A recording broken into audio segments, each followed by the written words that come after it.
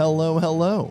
Today, we are ranking the main bosses from the two Zelda games on the N64, Ocarina of Time and Majora's Mask, since they're direct sequels, run on the same hardware, and are based on one another. I figured it'd be fun to include them both here for a total of 15 bosses. As always, this is my personal opinion, but be sure to share your comments below. Rules. We'll be going through all 15 main bosses and ranking them based on 3 major categories, starting with boss design, mechanics, and the arena itself. Of course, there may be other categories to rank, but for this list, we are just going with these 3. So let's begin. Starting with number 15. To nobody's surprise, Gjorg. It's just a giant blob of a fish with some sharp teeth. Sure, it may be pink, but it's mostly a weird fleshy color. It's also called the masked fish, but there isn't really a mask here, only in the 3DS version. Overall, it's an uninspired heck of a boss. Disappointing. The overall fight isn't much better. Having to swim in general is just terrible, but you can at least fight a little bit from the platform up top. Props for being one of the few bosses with a phase 2. Its second phase, however,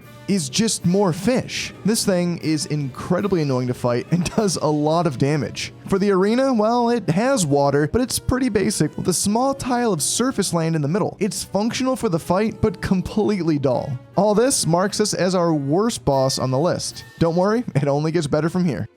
In 14th place, we have Twin Mold. The design is just a copy-paste of 2 worms. One is blue and the other is red. Though the idea of twin flying sand snakes sounds cool, here it's just bland. They could really pass for just a common enemy. The fight is slightly interesting in that you can wear the stone mask, the only time you can. This mask makes Link big. Too bad it doesn't make the fight any better. In big mode, all you can do is swing your sword, but at least you can also shoot their tails, which is nice. Multiple ways to damage an enemy is always appreciated. The arena takes place in a set of ruins in the desert. It's hard to walk around, and you're at risk for them attacking you from below. But worst of all, if you run out of magic or arrows, you're at their mercy to hopefully break one of these ruins for a pickup. It sucks. What could have been so much more makes this all the worse.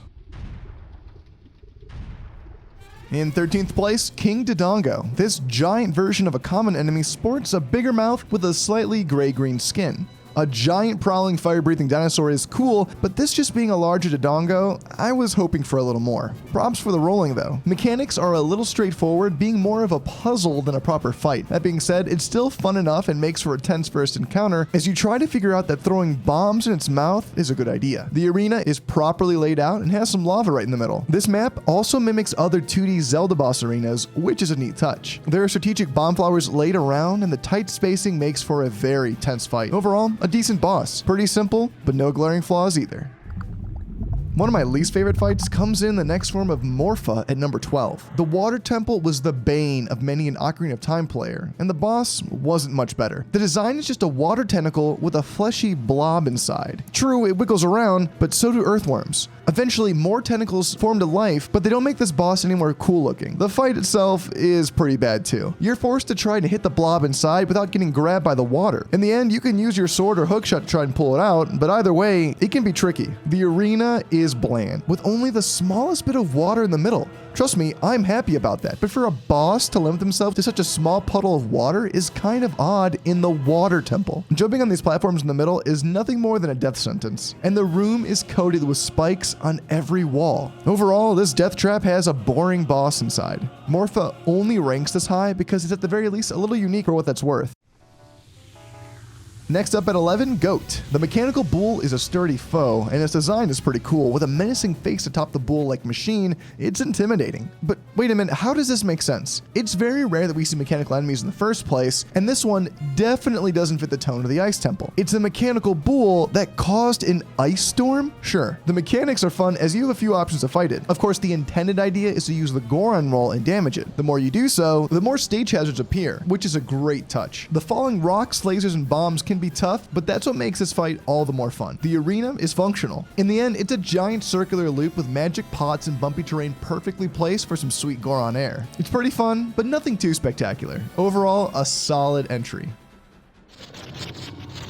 In 10th is Baronade. Say what you will, the design of this boss is wholly unique, if not a tad disturbing. Being comprised of multiple other enemies is a cool touch, but the texturing is a bit gross, and in the end, it doesn't really look like much of anything. That being said, when it's spinning around like a top, or when it has its jellyfish out in attack mode, it's pretty intimidating. Props for transforming so often. The mechanics here are extreme, starting off by having to sever its life-absorbing hooks it has embedded in Jabu as it shoots off beams of electricity is a cool start. The mini enemies on top serve as a destructible shield, and destroying them allows you to get inside the vulnerable center. Baronade itself has multiple phases, with insane electrical attacks. If you're not ready, Baronade will punish you. Overall, fantastic. The arena, however, is lacking. It's just a giant room, which is probably an organ of the fish Jabu. This pink blobby mess has a few pots scattered around, but nothing else. In the end, it's one of the coolest fights in the entire series, weighed down heavily by a mediocre design and a lackluster arena.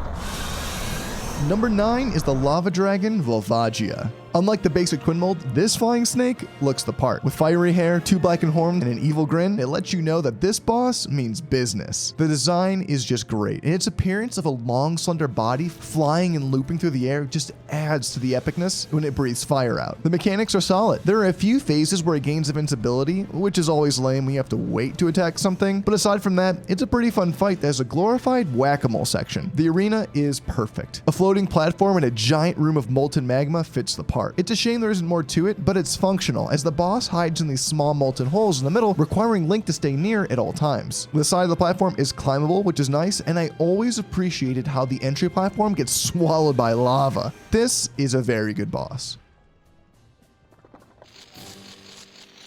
In 8th place, we have the first boss from the pair of these games, Goma.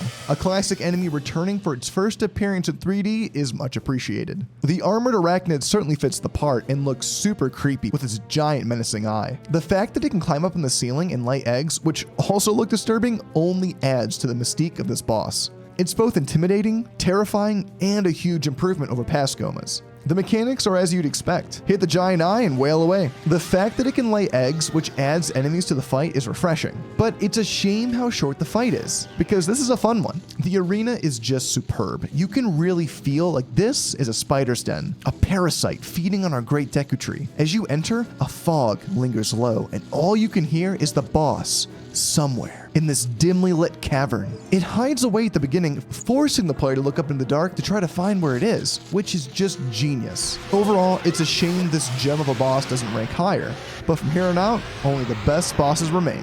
Here we go.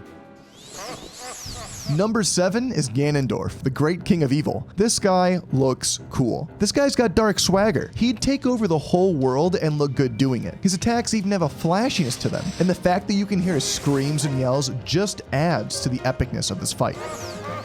One of the better designed bosses for sure. The fight, however, doesn't quite live up. Not to say it's bad. In fact, it's one of the more unique fights because they take Navi away from you the whole fight, so you can't target anymore. After playing tennis with Ganondorf, we can jump across to attack him. Aside from that and the occasional light arrow, the fight is pretty straightforward. Now, aside from when he knocks Link down about 1,000 feet to the ground. Yeah, that design kinda sucks. When you get knocked down, it takes ages to climb back up, and all he does is just watch you. The idea is cool, but it just adds to the frustration of the fight. The top side of the arena does look cool. With the church stained looking windows, it's just an excellent place for the penultimate fight. Number 6, Odalwa, the masked jungle warrior. His design is both dark and vibrant at the same time. You can really feel the tribal inspiration coming out here. Speaking of, his voice and attacks are a perfect fit for the dungeon, and his dancing only adds to his presence. A near perfect design. Unlike Ganondorf, this fight is much better. He has a wide array of options and mixes it up by jumping wildly across the room. Being able to attack him in a myriad of ways makes this fight super fun and replayable. It could be a little harder, but it's the first boss of MM, so it gets a pass. The arena is the only thing dragging this boss down. It's a messy texture-packed blob of browns which only makes for a circular room. Unimaginative is being kind. The only worthwhile note is the Deku Flower in the middle, which you can use, but how useful it is debatable. Overall, a great boss, but not enough to break into the top 5. Starting off, Ganon. The true form of evil himself comes to life and resembles the pig-like Ganon from older games. They did a great job, both sticking to their roots and updating to appear evil and intimidating. He no longer has a human voice and screams out with demon-like rage.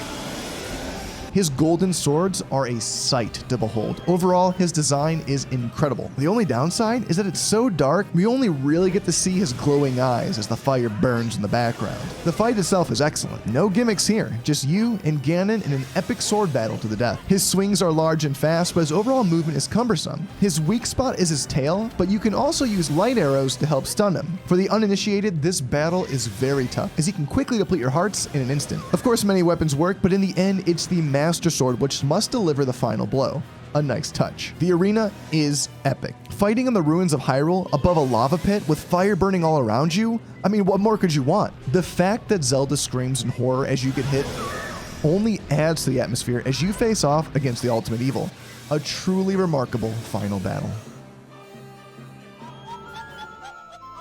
Only a few left, and please don't kill me in the comments, but up next is fan favorite Twin Rova in the 4th spot. This boss takes 2 forms, making it a very cool fight. You start off fighting against the fire and ice witches, who shoot out incredibly cool magic. I love the way the fire and ice mark the ground and change our shield. They fly around, making hag noises in one of the more unique fights. Once they combine, they turn into this, combining both fire and ice as one. This design is a departure from normal bosses, and it easily makes for one of the coolest designs of the whole series. The fight itself is excellent, albeit a tad gimmicky. Fire and ice arrows don't seem to work for whatever reason, so you have to use the mirror shield as your only option to reflect elements on each other. In phase 2, you're forced to absorb the elements 3 at a time in order to reflect the attack back at the boss. It's so unfortunate that this is the only time you can absorb fire and ice into your shield, because the shield looks amazing. In the end, it comes down to a few sword slashes for what it's worth. The arena is solid. It matches the rest of the temple, but aside from that, there really isn't that much more to talk about. Overall, a solid fight. Almost nothing to complain about.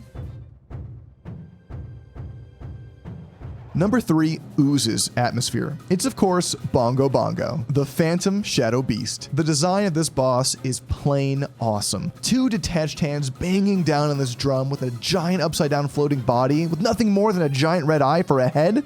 I mean, what a design. The fact that it's invisible, making you have to use a lens of truth, is a nice touch. Visuals aside, the sound is top notch. Bongo himself makes this odd sound that lingers with you as he rhythmically beats the drum.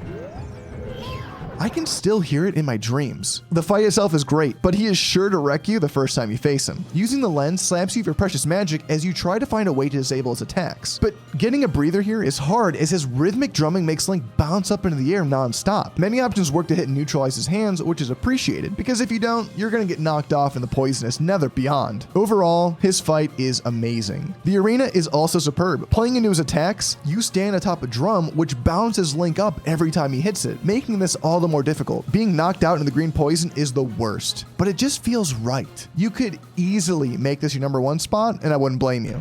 But let's carry on. In second place, we have Majora's Mask. In essence, this is a 4-phase boss fight, each with its own unique attacks and patterns. The mask itself is iconic and menacing as it flies around the room spinning and shooting beams at you. It eventually pulls the other 4 masks you obtain, and they join the fight as well. It will turn into an insane childlike phase called the Incarnation, where the music is wonky, he dances around, and he spends more time mocking you than anything else. This change of pace is startling and truly gives us a peek into the wild nature of Majora. The final phase shows us his wrath. With a new head, long tendrils, it almost looks like Deoxys. This form is a brutal departure from the last, with his far more aggressive mannerisms. Despite this, he also uses spiked tops to attack Link. Overall, an amazing final boss, with a chilling design that few others could match. The mechanics are amazing. With multiple ways to fight each form, there's a ton to like here. Early phases have beams galore, while later phases have dancing and unique attacks that almost resemble Odalwa. Its final form is brutal as it is interesting, as the attacks hit hard and are fast. This is not an easy fight. If there were anything preventing this fight from being the number 1 spot, it's the arena. Of course, the tree outside is stellar, but that's not part of the fight. The room itself is rather bland and odd with weird colors. I suppose it's a fitting place for this type of fight, but for our final entry, we're gonna need something better. And you probably guessed what it is by now. Number 1, Phantom Ganon. Marking his first appearance of the series, Phantom Ganon makes quite an entrance. Appearing above you in his dark armored horse, he appears to be Ganondorf himself, the final foe we've been waiting to fight. But as soon as the shock of seeing the final boss wears off, Phantom Ganon rips his own head off and shows his true form. A demonic skull underneath fills us with confusion and questions. His overall design is much the same as regular Ganondorf, except he rides a horse and dons a partisan or trident-like halberd, a truly excellent design. And this time, his design is matched by the mechanics of the fight. You're forced to watch him fly off in these pictures placed all around you, and occasionally 2 portraits show Ganondorf running on horseback, but only one is real. You can tell by how bright he is and the sound he makes, and eventually he will emerge from the portrait, giving you just enough time to shoot him. He also has a phase 2 where he ditches the horse and plays tennis with us. It is far harder to dime these bolts than his real form, and when he does get hit, trying to dash over to him and slash him before he gets back up makes this fight all the more tense. The arena is superb. It's tight, restrictive, and you feel as if you're suffocating. As soon as you walk in, you hear spikes pop up as they lock you inside. The portraits around the room make for an interesting boss mechanic. It almost feels like something out of a horror movie.